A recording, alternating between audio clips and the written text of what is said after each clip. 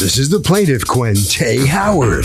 He says he went to the defendants to get laser hair removal on his face. Was told it would take about 8 sessions and the hair would be gone permanently and he'd never have to shave again. Well, after about 6 sessions, the hair did grow back, all of it. He was never told it might not work and demands a full refund to the tune of $5,000.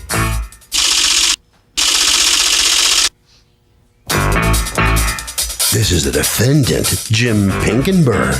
He says the guy was supposed to have 8 sessions, 6 weeks apart, and the process was to take about a year.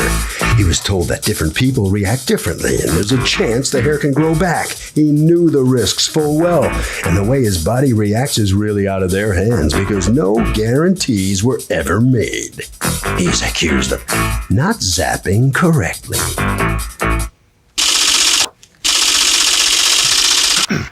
All parties, please raise your right hands.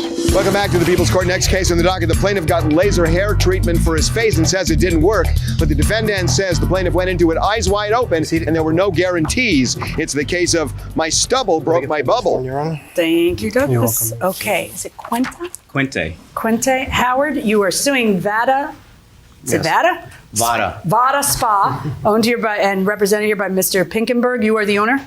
Owner representative. Okay.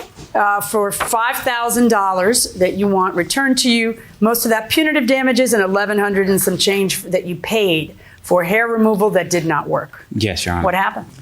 Judge Million, in 2009, I worked for A&F, and their... What's A&F? I know what it is, but Abercrombie & Fitch. I have teenage daughters, so I know you're talking about Abercrombie & Fitch, but go ahead. Well, their look policy, of course, requires that all males come in clean-shaven every day. So, you know, I didn't want to shave every day after working there for a number of months. So, you weren't shaving every day anyway? Oh, I was definitely, but I mean, like in your life before working for Abercrombie & Fitch, you didn't shave yes, every day? I shaved every day. I shaved since I was 14. So how did their policy make you want to not have to shave? Well, I was kind of shaving every day, and I thought that there would be an easier way. So that's what gave me the idea. You probably just didn't want to shave every day. You're sick of it. Right, exactly. You're committing to a fashion look that, you know, maybe in 20 years you'd want a beard, but you can't have one. But well, actually, I wanted to be done with it. I was tired of shaving. All right, okay. All right. So you go to them, and how did you hear about them? I actually saw it in a magazine. I saw their advertisement in a magazine. So what I did was I looked online. Do you have the advertisement? I don't have the exact advertisement because they took it when I came in because I requested if they would keep the same price because it was kind of an old magazine. Okay. So you go in and you talk to them about what is called permanent hair removal. Yes. And do you sign any documents? I did. I signed Can I see the documents you signed? I asked I requested a copy of it on like 3 occasions and I never received a copy of it. That's funny. That never happens to me because here's what I do. I sign something and I say, where's your copy machine? I'd like to leave here with a copy of that. You didn't do that, right? I didn't because it was a health assessment. So. That's all you signed was a health assessment? Right. It was just a health assessment. You didn't sign a contract with them? No, it just had like my skin type and all of that on there. Okay. Do you have the paperwork you signed? Medication. Sure. May I see it? All right. So go ahead and you go through with the hair removal. Now, tell us how that works, the hair removal. Oh, God. It was probably one of the worst things. On a scale of 9 to 10, it's probably 9. No, it's not the worst thing. Well, it's one of them. I've had that done. I've had other stuff done, and it's worse. But go ahead.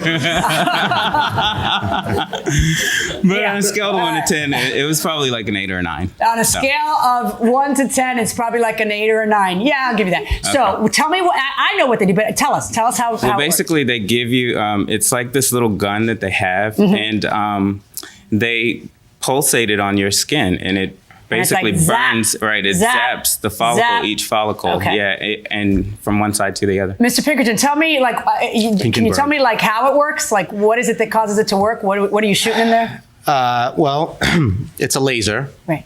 Everybody's seen lasers, and it's a pulse that goes into the. It attacks the root of the hair. And it's an electrical pulse? I mean, it's a light pulse. A light pulse. But it's a laser. It's a concentrated light pulse. Now, what I've always been told is that when there's good contrast, such as a very white person with black hair, that's the most successful.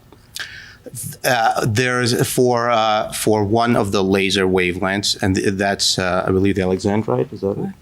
And Maya's our laser tech, actually. Okay, come on up. I ask you. If you are a white person, is it accurate that people with dark hair, it's easier to remove or no? Or it's more lasting? Same. It's the same. Okay. Well, it's been a long time. There's also one more thing. It's the contrast, as you're right. So you could have people that are white with blonde or white hair, and they'll have a similar situation as people that are, black with black hair. Okay. You need that contrast. Is that harder? Is a lack of contrast, does a lack of contrast make it harder? It's harder. Okay. Yeah. Now, how many sessions did you go through? In all, I went through 12. I paid for 8, and once I requested a refund, he offered that I come in for 2 more sessions and 2 more touch-ups, because he, I guess, did an inside investigation, and Maya was actually the one who did my 8th session. So I do. He did an recall inside that. investigation, and what? Hold on a second. He did an inside investigation, and what? He questioned Kate, and I guess he told me. He said, "Well, she shouldn't have never told you that. Told you what? That I needed 8 sessions." Meaning you needed more? Meaning, I guess that I needed more. Well, you didn't pay for more. They gave you 4 more, right? Right. They gave me 4 more. Okay. And then for those 4, it was Maya? Is that your? Okay. And how'd that work out for you? Well, Maya told me that she put it on the highest setting, that it wasn't on the highest setting before. Okay. It was still some irritation and still very painful, but it all grew back, as you can see. Okay. So even that didn't help. Right. Okay, just so you understand. We gave him, after he had contacted us, and went through a situation. It's not an issue with him. There's certain individuals that do not have a reaction to laser hair removal as great as they would expect, great as we would expect. And so we did you try tell to him that? accommodate. Yes. Did you tell him that when he came in? Absolutely. Or did you guarantee? I guarantee. No. There's no guarantee. There's no such thing. If you go to our website, if you go to that contract, if you go to our menu of services, everywhere it clearly states the same kind. I would be very surprised that a laser hair removal facility would guarantee a result. I would be very surprised. So I'm looking at the contract, which you don't even have a copy of. If there's an advertising that's different, I'd love to see it. But I'd love to see some proof. Are you listening to me? Because if you're talking over me, you're probably not listening to me. In the contract that you signed, it says the procedure requires more than one treatment, may produce permanent hair removal. May produce. The total number of treatments will vary between individuals. On occasion, there are patients that do not respond to treatments. It's right there in the contract in black and white that you signed. I would expect it to be there, because this is, did you say in your complaint that you were a cosmetologist? Yes, I'm a licensed cosmetologist. Of what sort? I used to do hair and makeup. Hair and makeup, okay. Yes. Because, you, even more than me, would know that it's not a guarantee. But the thing is that when you're told that 8 sessions is what you're going to need, and that I asked Kate specifically, I said, would the hair be completely removed? Oh, come on, honey. And she said yes. You're right. She said yes to me. Yeah, absolutely. It's all going to be gone. And I didn't even speak to any of them. Right. But here's the problem. You signed a contract that belies what you're saying. So it says no guarantees. The plaintiff saying, well, somebody in the store said there was a guarantee. Does this guy lose? I'm going way in the back. Yeah, you would need to read everything that's in fine print this day and age. So if it says no guarantees, it doesn't matter. If it doesn't work, you're dead. I have a beer. That's your cue to. I have a beer. Oh, okay. I get it. Okay, you were the wrong guy to ask. Okay, what do you think? Yeah, I think no guarantees is no guarantees. Buyer beware. Buyer beware. Going inside the courtroom. You signed a contract that specifically says, I know that this might work or it might not. That's a permanent hair removal. It's a risk. Like it may work, it may not. It's a lot of pain to go through, and it's not a guarantee. And so most people ends up reducing it, and some people ends up eliminating it. Your Honor, I understand what I signed. Right, but I should ignore it. That's why I asked Kate to specify it for me. That's why that's before I That's signed what we call flapping gums, okay? And that's a problem for me, because you're asking me to take evidence of what you say was said over what you acknowledged in a legal binding contract and just trust you that what? If Kate said, don't worry about that, it's going to permanently remove it, then why didn't you cross it out? I didn't think that I could do that. Because I'll tell you why, because Kate probably didn't say that. Well, Kate did say it. Does Kate still work for you? Yes. Okay. Do you have an affidavit from Kate? I don't have an affidavit from Kate, but do you have pictures to show the reduction? we don't take pictures You guys of our don't take clients. I have pictures of take me pictures? before, a year before the service, and pictures of me during the service. Listen, and after, let me see your pictures, but they're on my cell phone. Okay. I'm gonna be able to see hair on your cell phone. I can't see hair on your enlarge. face. Don't even bother. Okay. It's a cell phone. I'm not gonna see. But I'm gonna trust you. I'm gonna say you're 100% right. There's zero reduction. Okay. In fact, let me go over there. Hi. Hi. Ooh, that's a really full beard. Hello. If that's how it, where is it supposed to be missing? Just here? Maybe? Oh no, it was supposed to be done all over. Oh, no, of course I know, but you actually don't have hair here.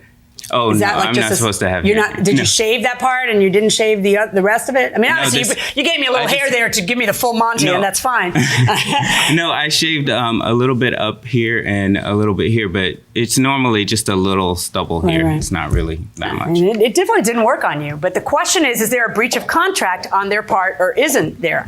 And I've got the contract, and the contract is 100% in their favor. And what you got going for you is saying, yeah, but an employer there has told me that it, guaranteed me. Listen, the law prevents me from guaranteeing results, but just between you and me, I guarantee results. And that's just not believable when you sign this. You can't really have had a legitimate expectation of that, much less, as somebody who's in the industry. So based on the contract that you signed, my hands are tied. Verdict for the defendant. Thank you.